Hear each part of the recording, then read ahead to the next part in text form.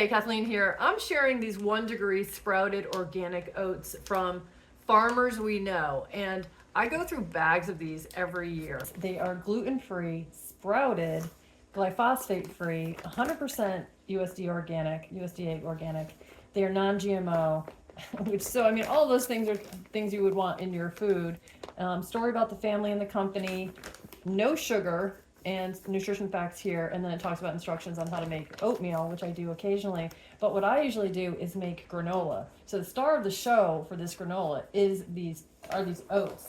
And basically I just take a stick of butter, some maple syrup or agave syrup, some flaxseed, some nuts, different variety of organic nuts crushed up, kind of mix that up, and then put in 5 cups of the oats.